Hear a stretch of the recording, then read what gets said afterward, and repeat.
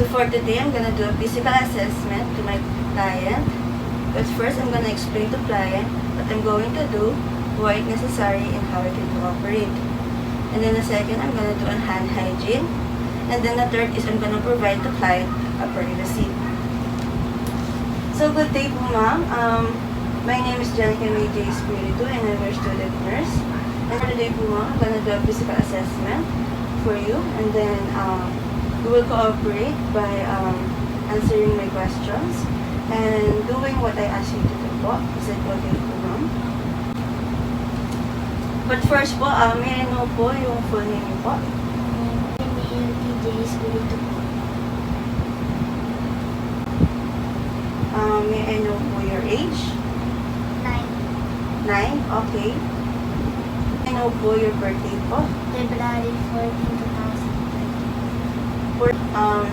May I know po kung ano pong prefer niyo pong tawag po sa inyo? Miyuki po.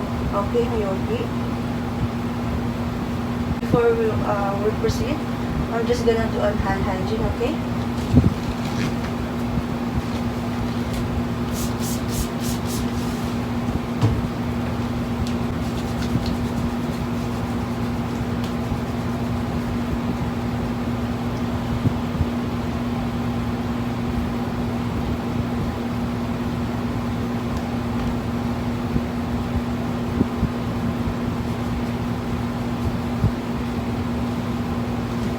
And I'm gonna close po yung door para po sa privacy niyo po, okay?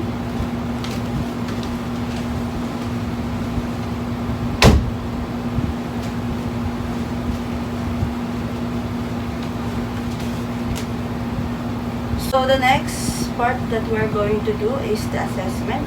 So first I'm gonna get the client's body build, height and weight related to client's age, lifestyle, and health. And then the second is I'm gonna observe the client's posture and gait, standing, sitting, and walking. And then the next, I'm gonna observe the client's overall hygiene and grooming. And then the next is I'm gonna note the body and breath odor in relation to activity level.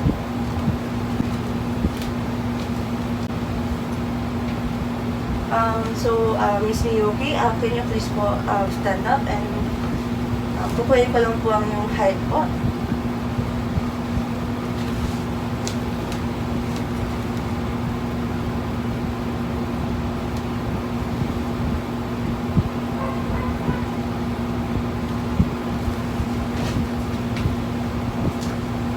Okay po, 142. So your height is 142 cm po. What about your weight po?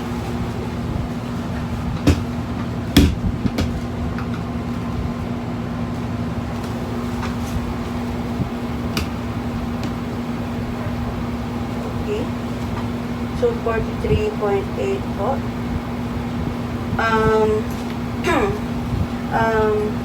Okay na po. Ito na po tayo. Miss Miyoki, can you stand properly po? Okay. Miss Miyoki, can you please go here po? So, Miss Miyoki, can you please walk po? Okay po, balik po. So how do you stand po? Like that? Okay. Can you please sit properly po?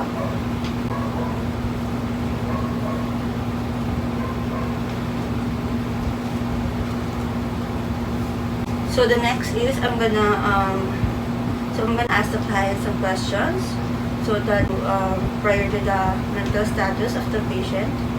So I'm gonna observe for signs of distress in posture or facial expression, assess client's attitude, affect mood, appropriateness of client's response, listen for quantity of speech, listen for relevance and organization of thoughts, and after that, I'm gonna document the findings in narrative format.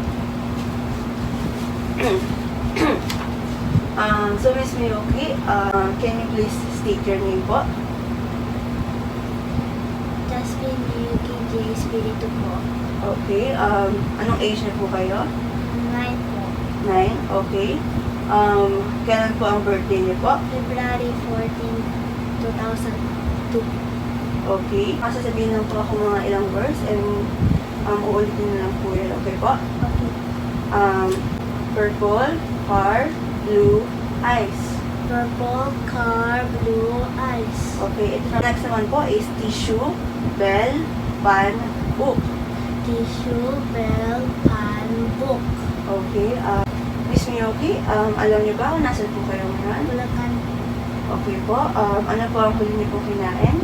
fish and rice po. Okay. So, alam niyo po ba kung ano po yung date po ngayon? May 14, 2022. Okay.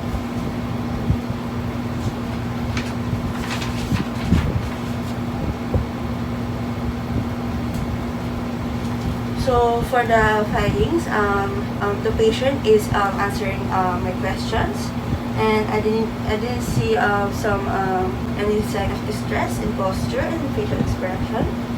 And for the next naman is the skin and nails. The first is I'm gonna inspect the skin color, assess under natural light, and then the next is I'm gonna inspect the uniformity of the skin color. I'm gonna observe and palpate the skin moisture. I'm gonna palpate the skin temperature, and then I'm gonna note the skin turgor. Next is I'm gonna inspect the fingernail plane shape, and then the texture, and then its bed color, and then its tissue surrounding the nails. And then the last is I'm gonna perform blanch test of pupillary refill, and then the last is I'm gonna document the findings. So, Miss Miyoki po, po natin gagawin ay i-assess ko naman po yung skin and nails niyo po. Maaari ko po ba mahawakan po yung braso niyo po? Opo. Okay po, taas na lang po.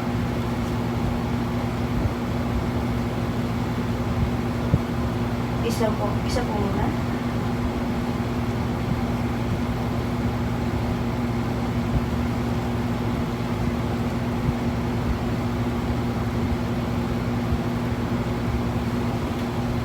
Next naman po, i-observe ko naman po and ipapalpate ko po yung skin moisture niyo po and skin temperature po. Okay lang po ba yun?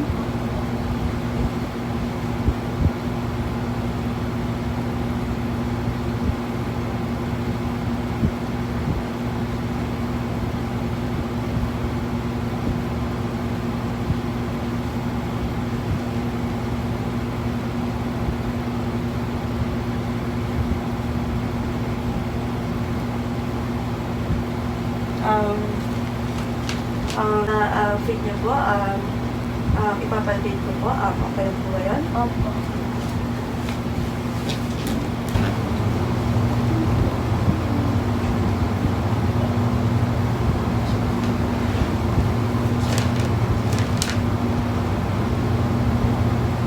Okay po.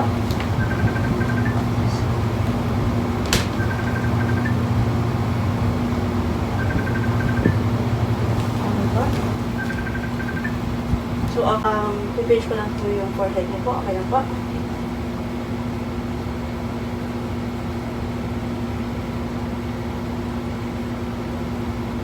Okay. Next naman po, inspect ko naman po yung nails niyo po and yung toenails po. Okay lang po ba yan?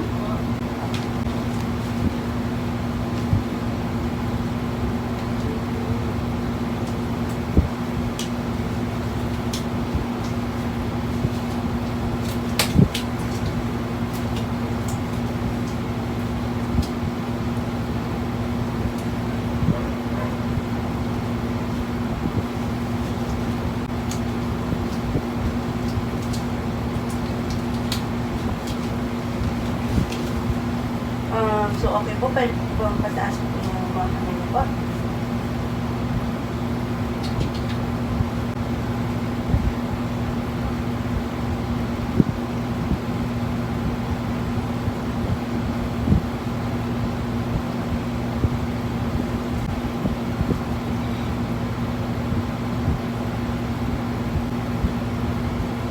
Okay po. Toner naman po. Okay lang po ba?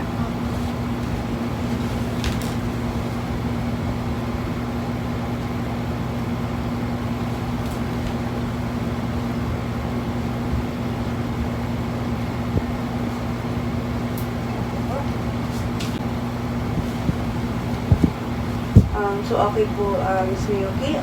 Next naman po, pwede po bang pataas po ulit ng kamay po?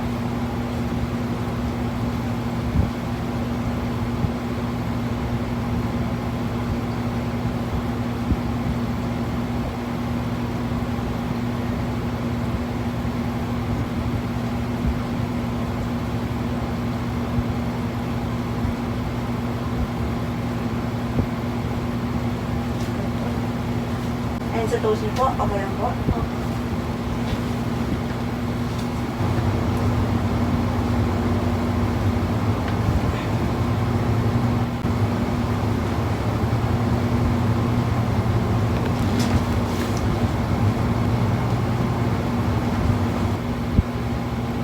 Okay po.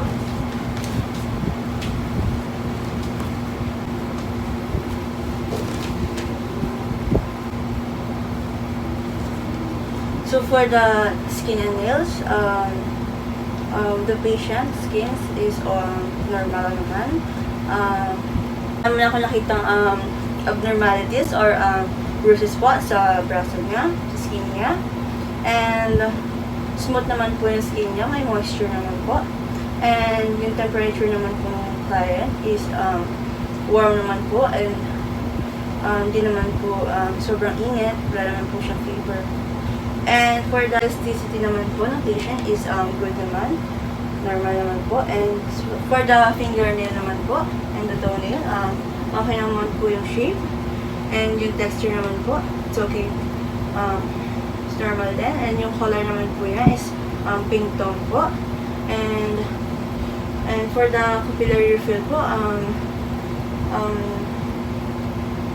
when I pinch the fingernail of the patient and the toenail, bumalik naman yung pagkaka-paint niya.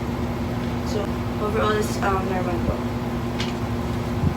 Next is the hair. First, I'm gonna inspect the evenness of growth over the scalp. The next is I'm gonna inspect the hair thickness or the thinness. And the next, I'm gonna inspect the hair texture and oiliness. And then I'm gonna observe if there's an infection in several areas of the hair, behind the ear, or along the hairline at the neck. And then the last is I'm gonna document the findings. So, Ms. Miyuki, okay po. Dito ka po harap. Okay po. So, for the next naman po, assessment is I'm gonna assess your hair po. Okay lang po ba na hawakan ko po yung hair niyo po? Okay po.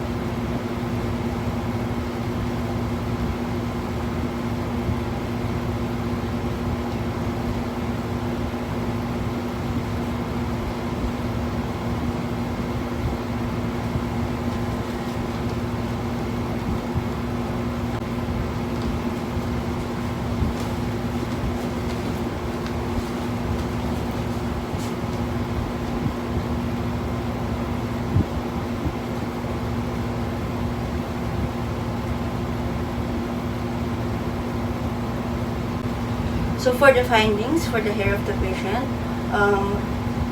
the evenness of growth is okay, is normal.